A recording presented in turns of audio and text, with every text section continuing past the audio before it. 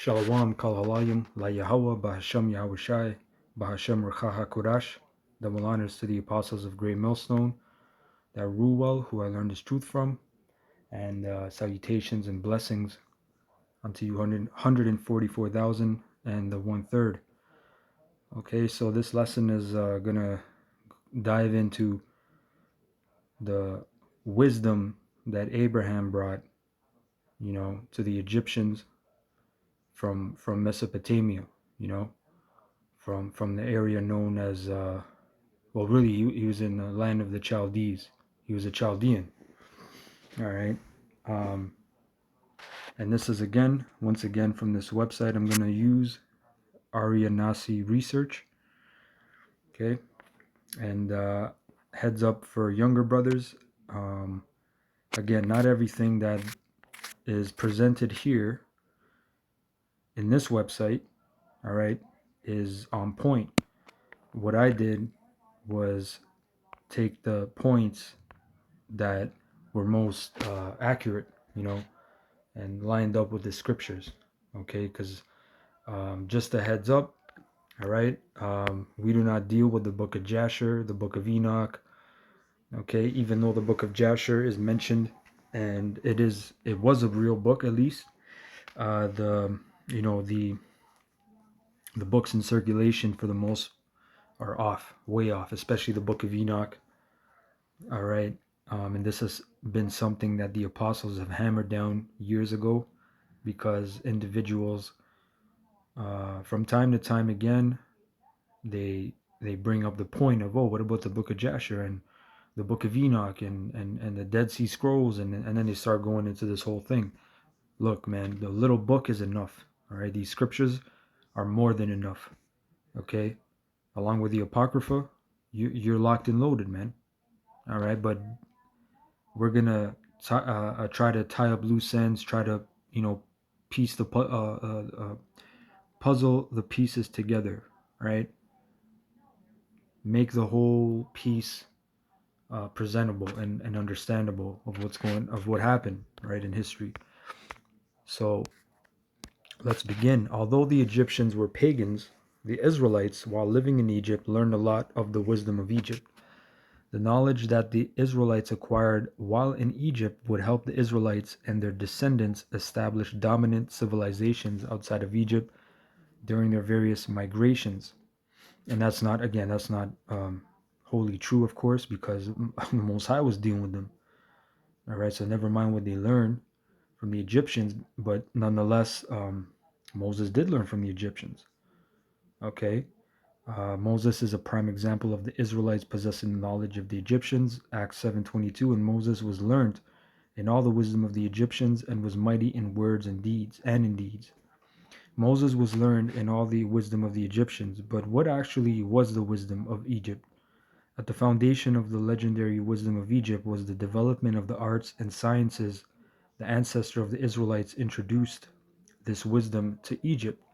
It would seem that Abraham was sent to Egypt as part of the Most High's plan to set the foundation of the wisdom that would later empower his descendants in their quest to the land. And that's not necessarily true either, because again, the Most High dealt with them. The Most High dealt with Moses face to face, so to speak, not literally, but he was in the presence of the Lord, right? Very, very, very close, man. The most closest, actually.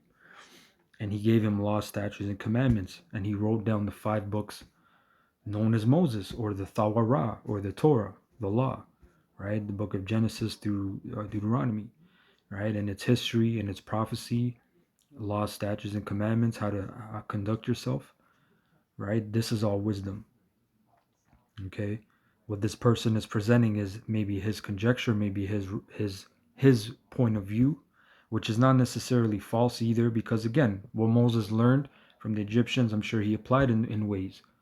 All right, because what you're going to find out is all of that, not all of it, but majority of that wisdom that the Egyptians did have that did work, they got it from Abraham, and then the Hamites, they put their little thing on, their little flavor on the witchcraft and the sorcery and their knowledge and whatnot. Okay, so it says, it would seem that Abraham was sent to Egypt. We read that part. Down here it says, without Abraham, Egypt would not have achieved the mastery in the art and sciences that allowed for the development of such high culture as exemplified by Egypt and much later the Greeks. Josephus affirms this assertion by that he, Abraham, communicated to them arithmetic and delivered to them the science of astronomy. For before Abraham came into Egypt, they were unacquainted with those parts of learning. For that science came from the Chaldeans into Egypt, and from thence to the Greeks also, which this was from the works of Flavius Josephus, the learned and authentic Jewish historian, page 39, right? He was an Israelite during the time of the Roman Empire, and he was, he recorded events at that time and antiquities, and he was privy to a lot of information, clearly, right? And this is a very good point from this website that it brings out, because it it stands up. Abraham excelled all in nobility and wisdom. He sought and obtained the knowledge of astrology and the Chaldean craft, and pleased the Most High because he eagerly sought to be reverent. At God's command, he traveled to Phoenicia, the cycle of the sun and moon, and everything else as well. Later, when he was in Egypt, Abraham lived in Heliopolis with the Egyptian priests and taught them much. He explained astrology and the other sciences to them. And this is from Pseudo Eupolemus, cited in Eusebius Praeparatio Evangelica. Okay, and this shows that Abraham showed them much information and wisdom, right? Because before that, they didn't have that, and when the Most High told them that to go over there, right, to get out of the land of Chaldeans. This is Genesis 12:1. Now the Lord Yahweh had said unto Abraham, "Get thee out of thy country." Right, and Abraham means Abba Ram, Father exalted. His name was changed to Abraham, which means father of a multitude.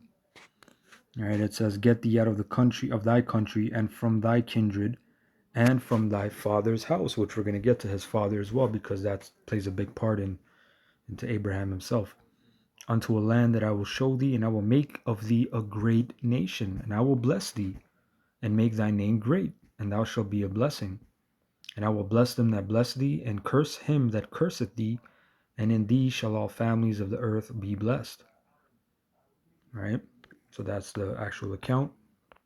As you see, this is Abraham's journey after leaving Babylon, in which he eventually travels through Egypt, where he taught them before settling into the land of the promise, Sumer, right? Pretty much where Iraq is today. All right, that's an ancient place. And then you went to Haran, as we just read, right?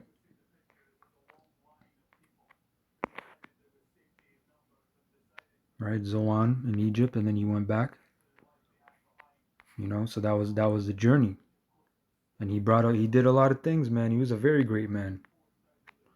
So again, according to Josephus, he communicated to them arithmetic and delivered to them the science of astronomy, for before Abraham came into Egypt, they were unacquainted with those parts of learning.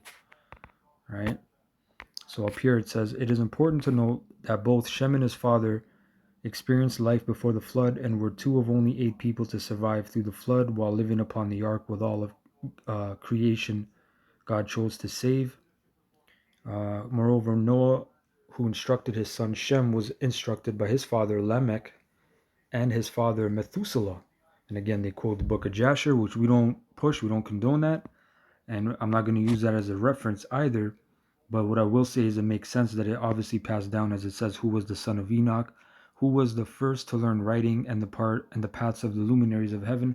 Again, this can be conjecture, but I'm not totally disregarding it, because things would have to be passed down, the knowledge. And Enoch was a very special man, Kanawag, which means dedicated or dedication.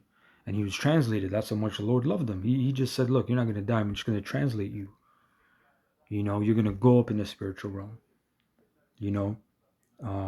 It says here, "All of this wisdom from Enoch to Noah and Shem was taught to Abraham after he left the land he was born in." Basically, Abraham became the new Grand Master and keeper of the pure heavenly wisdom, and he was entrusted with the mystery knowledge. Shem was the anointed keeper of this wisdom and strict order of discipline and dedication to the Most High under the title and order of Melchizedek. Now, that this is from Genesis 14, which we can get as a reference, 14 and 18. It says, in Melchizedek, king of Salem, which if you can receive Melchizedek, Malak Tezedakia, which was king of righteousness. This was Yahushua actually in the flesh. He came down, but he was actually an angel, right? Because it says he didn't have father or mother. All right. King of Salem, which if you can receive as well, which was Jerusalem, Shalom, and Jerusalem is Yerushalayim, which means city of peace. King of Salem brought forth bread and wine, and he was the priest of the Most High Power. And he blessed him and said, Blessed be Abram of the Most High Power, possessor of heaven and earth, and blessed be the Most High God. So he called Abraham the possessor of heaven and earth. Or Slaki, he said, Blessed be Abram of the Most High Power, possessor of heaven and earth, and blessed be the Most High Power, which hath delivered thine enemies into thy hand. And he gave him tithes of all. Right? So the Most High was dealing with Abraham on a very high level. So again, I'm not going to go into, try to go into details because we don't have the details. You know, we don't have the secret, oh, this is the secret manuscript. You know, but it makes sense the Most High was dealing with Abraham on a very high level. You know, and he learned things from his foreparents. And again, they picked up things in Chaldea as well that were wicked. And some things you can use as righteousness, because knowledge just means to know. So you either you know good or you know evil, right? Knowledge means to know. You have good knowledge and you have wicked knowledge. The knowledge of good is called wisdom, right? The knowledge of wickedness is not wisdom. You know, it says Shem. Okay, I read that part. Let's keep going. This is an icon after Nimrod elevated Terah. Now Terah, who is Terah? Terah was the father of Abraham. It says, after Nimrod elevated Terah above all other princes, he then established the city of Shinar. Now, again, that's not in the scriptures. You're not going to find Nimrod elevating Terah. This is a highlight of the website I took. I believe how he got to that conclusion was from one of the books of Jasher or something like that. We don't know, right? Again, I'm shining the light on the fact that Abraham was a very wise man that brought the wisdom to the Egyptians. I'm not saying this is true word for word. That's why I have to interject and tell you brothers this, because I'm reading it doesn't mean it's facts. Just so you know, right? So that's why we're here to sift. You know, I can't tell you, yeah, brother, this is how it went down, because I don't believe that the book of Jasher that is published, being published and printed and sold, is the original. Okay, there's a lot of messed up things in the book of Jasher and the book of Enoch. So it says, after Nimrod elevated Terah above all other princes, he then established the city of Shinar by advice of his counselors. Could Nimrod's counselors have been aware of an ancient mathematics and architecture that would allow them to advise Nimrod in ancient urban planning? The Tower of Babel, which was constructed under Nimrod's command, was clearly the product of architecture and mathematics. Now that part you can't deny, because a tower reaching unto heaven at that time period, that just shows you that was that old world technology, pre-flood. Because pre-flood they were big too, man. They were doing crazy things. You had ancient technology. You think you were in huts? That which has been is that which shall be. There is no new thing under the sun. During that time period, it was even better because at least you had more oxygen in the air. Things were fresher. You had real organic everything, man. Pretty much. But again, at the same time, we don't know how polluted it was, which is why the Most High had to come and bring the flood. You know? So this is an icon. Clearly you can see dark-skinned people. For the most part, it says here. Okay, this is another. I guess zoom in on the icon.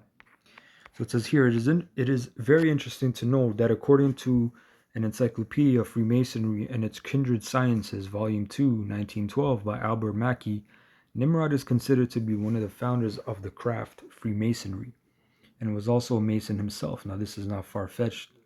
You know, I've heard of this before, and it makes sense. You know, Masonry in its most primitive definition or meaning It just means a builder, a stonemason. You're constructing something with bricks, mortar and bricks, right? It is through masonry that the ancient Tower of Babel was constructed. Nimrod, the legend of the craft in the old constitutions, referred to Nimrod as one of the founders of masonry.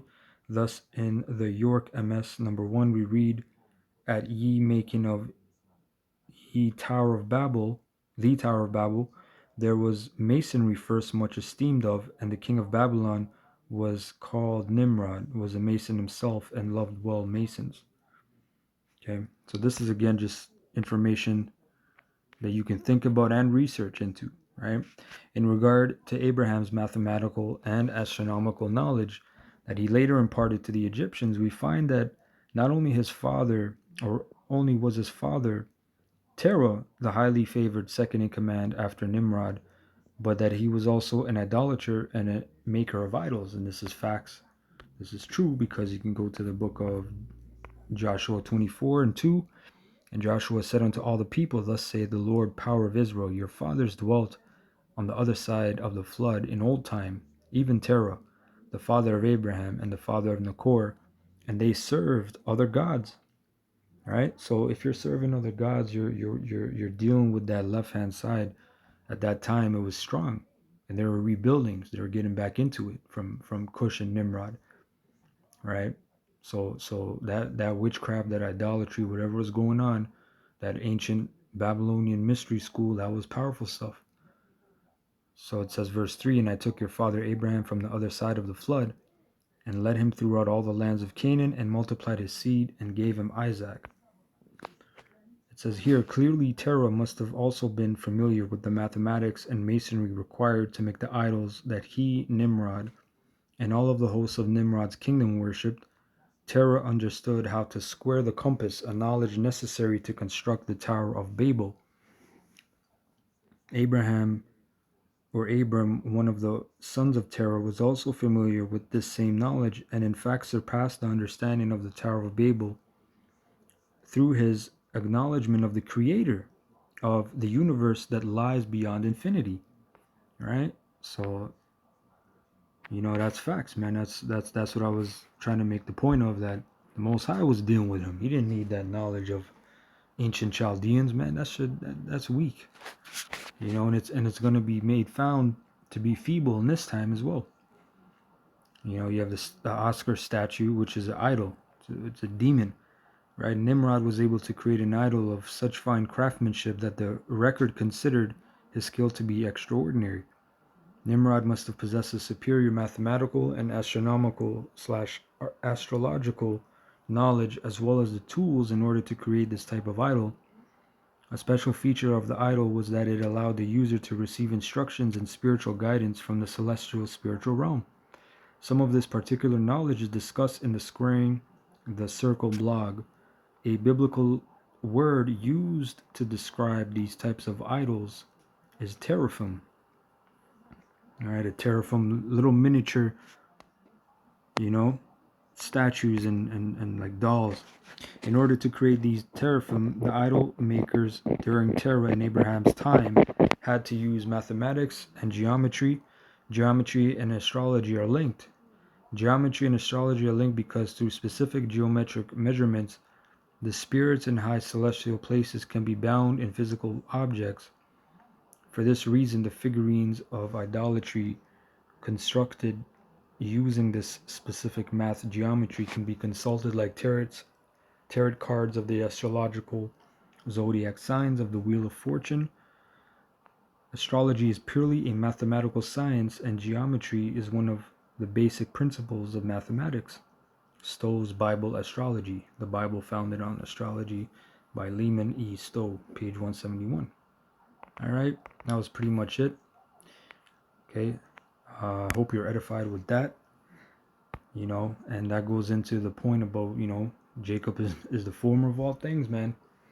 Anyway, Kahalalim, La Yahweh, Bahasham Yahushai, Bahasham Racha HaKodash. Double honors unto the apostles of GMS that rule well, who I learned this truth from. And salutations and blessings unto you 144,000 and the 1/3. I hope this was edifying. Until next time, Shalom.